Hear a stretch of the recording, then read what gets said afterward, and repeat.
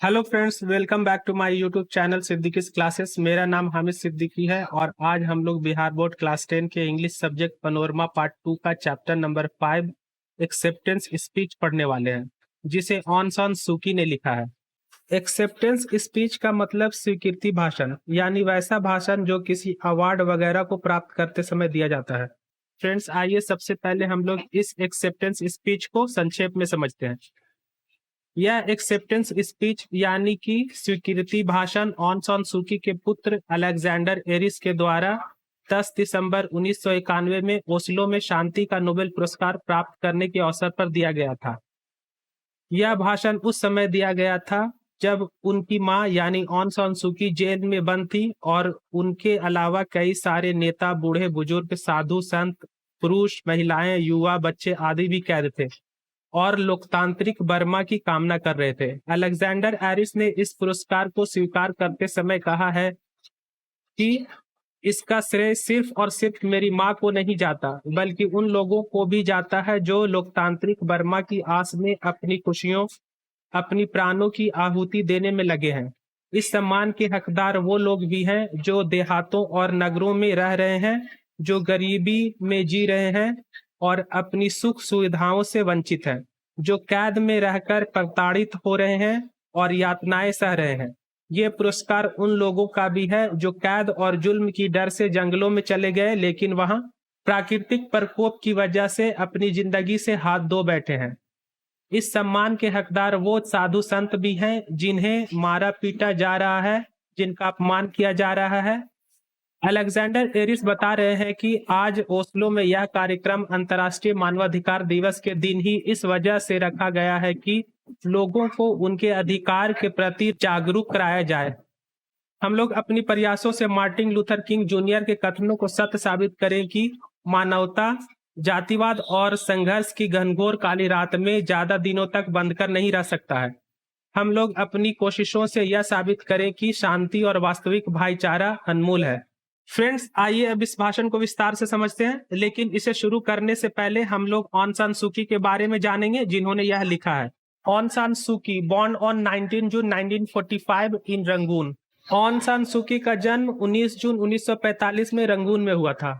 Is a pro democratic activist and leader of the national league for democracy in Burma. वह लोकतंत्र की समर्थक कार्यकर्ता थी और बर्मा में नेशनल लीग फॉर डेमोक्रेसी की नेता थी। She won the Rafto prize and the Sakharov prize for freedom of thought in 1990 and the Nobel peace prize in 1991। उन्हें 1990 में फ्रीडम ऑफ थॉट के लिए राफ्टो पुरस्कार और शखारोव पुरस्कार मिला था और 1991 में शांति का नोबेल पुरस्कार मिला था।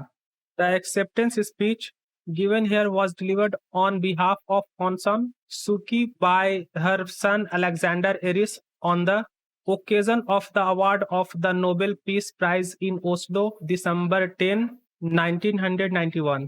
ये स्वीकृति भाषण ऑन सान सूकी के बदले में उनके पुत्र अलेक्जेंडर एरिस के द्वारा 10 दिसंबर 1991 को ओस्लो में शांति का नोबेल पुरस्कार प्राप्त करने के अवसर पर दिया गया था।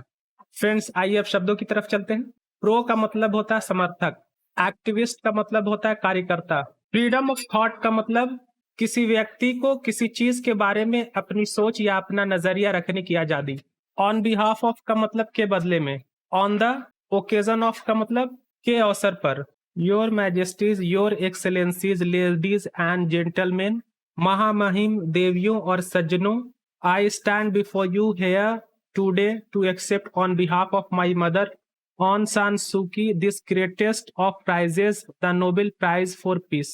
आज मैं यहाँ अपनी माँ ऑन सान सूकी के बदले पुरस्कारों में यह सबसे बड़ा पुरस्कार शांति का नोबेल पुरस्कार प्राप्त करने के लिए आप लोगों के सामने उपस्थित हूँ।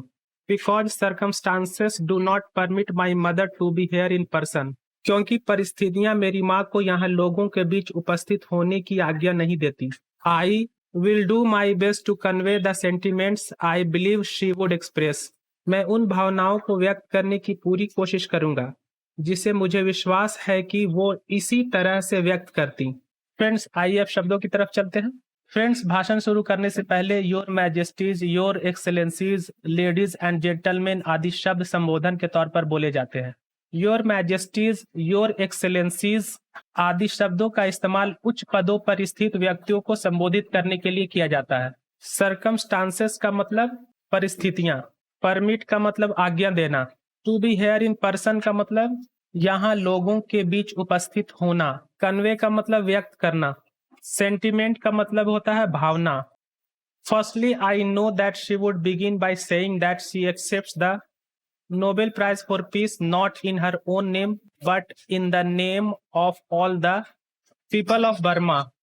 सबसे पहले मुझे पता है कि वह यह कहकर शुरू करती कि वो शांति का नोबेल पुरस्कार अपने नाम पर नहीं बल्कि बर्मा के सभी लोगों के नाम पर स्वीकार कर रही हैं।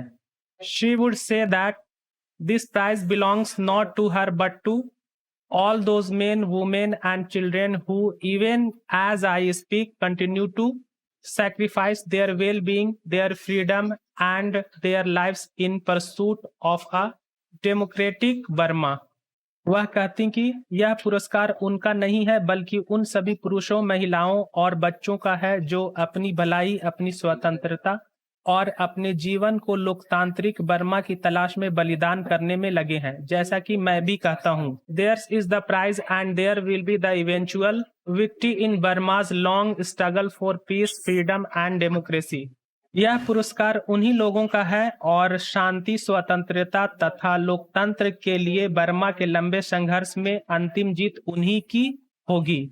Speaking as her son, however I would add that, हालांकि उनके बेटे के रूप में बोलते हुए मैं यह जोड़ना चाहूंगा कि I personally believe that by her own dedication and personal sacrifice she has come to be a worthy symbol through whom the plight of all the people of Burma may be recognized। मैं व्यक्तिगत रूप से मानता हूं कि अपने समर्थन और व्यक्तिगत बलिदान की वजह से वो एक योग्य प्रतीक बनकर सामने आई है जिसके जरिए बर्मा के सभी लोगों की दुर्दशा को पहचाना जा सकता है। फ्रेंड्स, आइए अब शब्दों की तरफ चलते हैं।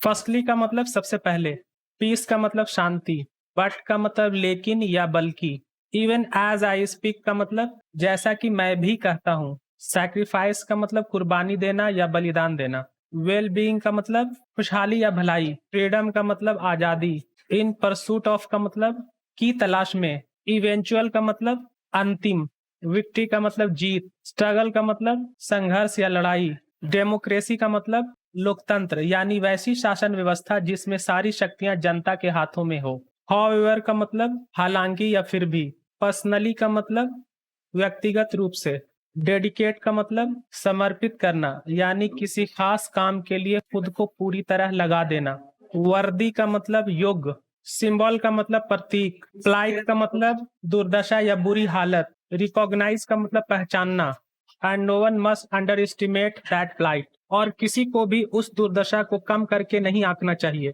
The plight of those in the countryside and towns living in poverty and destitution, those in prison battered and tortured.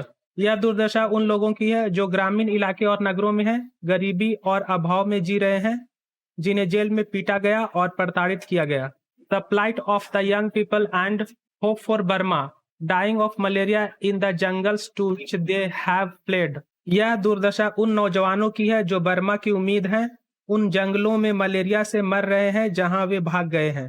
That of the Buddhist Monks beaten and dishonoured. यह दुर्दशा उन बौद्ध भिक्षुकों की है जिन्हें पीटा गया और बेइज्जत किया गया। Nor should we forget the many senior and highly respected leaders besides my mother who are all incarcerated। ना ही हमें मेरी माँ के अलावा कई वरिष्ठ और सम्मानित नेताओं को भूलना चाहिए जिन्हें बंदी बना लिया गया है। It is on their behalf that I thank you from my heart for this supreme honor। मैं इस सर्वोच्च सम्मान के लिए अपने दिल से और उन सभी की तरफ से आप लोगों को धन्यवाद देता हूँ। The Burmese people can today hold their heads a little higher in the knowledge that in this far distant land their suffering has been heard and heeded। आज बर्मा के लोग इस ज्ञान में अपने सिर को थोड़ा ऊंचा रख सकते हैं कि इस सुदूर भूमि पर उनकी पीड़ा को सुनी गई है और उनका ख्याल रखा गया है। फ्रेंड्स, आइए अब शब्दों की तरफ चलते हैं। अंडर एस्टिमेट का मतलब कम करके आंकना या कम महत्व देना। कंट्री साइड का मतलब देहात। पोवर्टी का मतलब गरीबी। डिस्टिट्यूशन का मतलब अभाव या कमी। प्रिजन का मतलब कैद। बैटर का मतलब मारना पीटना या जुल्म करना। टॉर्चर का मतलब प्रताड़ित करना यानी बहुत ज्यादा तकलीफ देना। होप का मतलब आशा या उम्मीद। फ्लेड का मतलब भाग गए या फ्लीड का पास्ट फॉर्म है। मॉन्क का मतलब साधु या भिक्षु। डिसऑनर्ड का मतलब बेइज्जत किया गया। सीनियर का मतलब वरिष्ठ बुजुर्ग। बिसाइड्स का मतलब के अलावा। इनकार्सरेट का मतलब बंदी बना लेना, कैद कर लेना। ऑन देयर बिहाफ का मतलब उन सब की तरफ से। सुप्रीम का मतलब सर्वोच्च। अ लिटिल का मतलब थोड़ा। नॉलेज का मतलब ज्ञान। फार डिस्टेंट लैंड का मतलब सुदूर भूमि। सफरिंग का मतलब पीड़ा। हीडेड का मतलब ख्याल रखा गया। We must also remember that हम लोगों को यह भी याद रखना चाहिए कि the lonely struggle taking place in a heavily guarded compound in Rangoon is part of the much larger struggle worldwide. Rangoon में भारी सुरक्षा वाले परिसर में हो रहे एकांकी संघर्ष दुनिया भर में बहुत बड़े संघर्ष का हिस्सा है। For the emancipation of the human spirit from political टायरेनी and psychological subjection, राजनीतिक अत्याचार और मनोवैज्ञानिक नियंत्रण से मानवीय आत्मा की मुक्ति के लिए। The prize I feel sure is also intended to honor all those engaged in this struggle wherever they may be. मुझे यकीन है कि इस पुरस्कार का उद्देश्य भी इस संघर्ष में लगे सभी लोग को सम्मानित करना है जो जहां कहीं भी है। It is not without reason that today's events in Oslo fall on the International Human Rights Day celebrated throughout the world. यह अकारण नहीं है कि ओस्लो में आज का कार्यक्रम अंतर्राष्ट्रीय मानवाधिकार दिवस पर पड़ा जिसे पूरे विश्व में मनाया जाता है। फ्रेंड्स, आइए अब शब्दों की तरफ चलते हैं। रिमेंबर का मतलब याद करना या याद रखना। लोनली का मतलब अकेला या एकांकी। टेकिंग प्लेस का मतलब हो रहा है। हेवली गार्डेड कंपाउंड का मतलब भारी सुरक्षा वाले परिसर। वर्ल्ड वाइड का मतलब दुनिया भर में या पूरे विश्व में। इमेंसिपेशन का मतलब मुक्ति या आजादी। स्पिरिट का मतलब आत्मा। पॉलिटिकल का मतलब राजनीतिक। टायरेनी का मतलब अत्याचार। साइकोलॉजिकल का मतलब मनोवैज्ञानिक। सब्जेक्शन का मतलब नियंत्रण। इंटेंडेड का मतलब इरादा या उद्देश्य। इंगेज्ड का मतलब लगे हुए। वेयरएवर का मतलब जहां कहीं भी। विदाउट रीजन का मतलब अकारण। इवेंट का मतलब कार्यक्रम। थ्रू आउट का मतलब प्रत्येक भाग में। Mister chairman, the whole international community has applauded the choice of your committee. अध्यक्ष महोदय, पूरे अंतर्राष्ट्रीय समुदाय ने आपकी समिति के चयन की सराहना की है।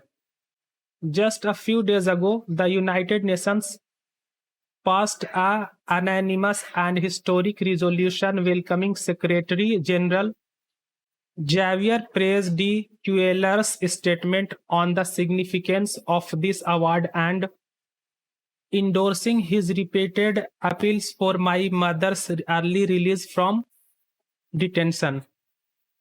कुछ दिनों पहले ही संयुक्त राष्ट्र ने इस पुरस्कार के महत्व पर महासचिव जेवियर प्रेस डी क्यूएलर के बयान का स्वागत करते हुए एक सर्वसम्मत और ऐतिहासिक प्रस्ताव पारित किया और कैद से मेरी मां की जल्द से जल्द रिहाई के लिए उनकी बार बार अपील का समर्थन किया। Let it never be said by future generations that indifference, cynicism, or selfishness made us fail to live up to the ideals of humanism which the Nobel Peace Prize encapsulates. आने वाली पीढ़ियों के द्वारा यह कभी नहीं कहा जाना चाहिए कि उदासीनता, मानव द्वेषवाद या स्वार्थ ने हमें मानवतावाद के आदर्शों पर खरे उतरने से विफल कर दिया है, जिसका वर्णन शांति का नोबेल पुरस्कार करता है। फ्रेंड्स, आइए अब शब्दों की तरफ चलते हैं। कम्युनिटी का मतलब समुदाय। अपलॉड का मतलब सराहना करना या प्रशंसा करना। चॉइस का मतलब चयन। कमिटी का मतलब समिति। यूनाइटेड नेशंस का मतलब संयुक्त राष्ट्र। अनैनिमस का मतलब सर्वसम्मत यानी सभी की सहमति। हिस्टोरिकल का मतलब ऐतिहासिक। रिजोल्यूशन का मतलब प्रस्ताव। सेक्रेटरी जनरल का मतलब महासचिव। स्टेटमेंट का मतलब बयान। सिग्निफिकेंस का मतलब महत्व। इंडोर्स का मतलब समर्थन करना। रिपीटेड का मतलब बार बार। अपील का मतलब अपील करना यानी अनुरोध करना, गुजारिश करना। रिलीज का मतलब रिहाई। डिटेंशन का मतलब कैद। जनरेशन का मतलब पीढ़ी। इंडिफरेंस का मतलब उदासीनता यानी चीजों में रुचि के लिए उत्साह की कमी।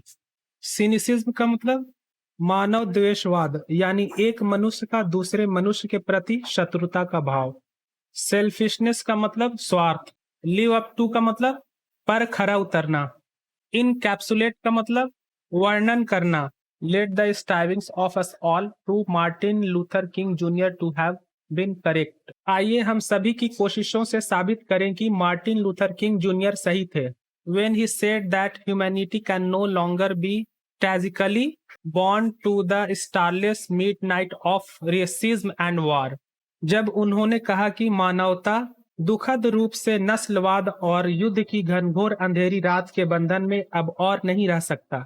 Let the efforts of us all prove that he was not a mayor dreamer. आइए हम सभी के प्रयासों से साबित करें कि वह केवल सपने देखने वाले नहीं थे। When he spoke of the beauty of genuine brotherhood and peace being more precious than diamonds or silver or gold। जब उन्होंने सच्चे भाईचारे की सुंदरता और शांति को हीरे या चांदी या सोने से अधिक कीमती बताया। Let a new age dawn। आइए एक नए युग की शुरुआत करें। Thank you. आप सभी को धन्यवाद। फ्रेंड्स, आइए अब शब्दों की तरफ चलते हैं। स्ट्राइविंग का मतलब कोशिश। प्रूव का मतलब साबित करना। ह्यूमैनिटी का मतलब मानवता। नो लॉन्गर का मतलब अब और नहीं। ट्रेजिकली का मतलब दुखद रूप से। बॉन्ड का मतलब सीमा या बंधन। स्टारलेस मिडनाइट का मतलब घनघोर अंधेरी रात। रेसिज्म का मतलब नस्लवाद या जातिवाद। अफोर्ट का मतलब प्रयास। मेयर का मतलब सिर्फ या केवल। जेन्युइन का मतलब सच्चा। ब्रदरहुड का मतलब भाईचारा। पीस का मतलब शांति। प्रेसियस का मतलब कीमती। एज का मतलब युग। डॉन का मतलब उदय होना या शुरू करना। ओके फ्रेंड्स, मिलते हैं अब अगली वीडियो में। Best of luck.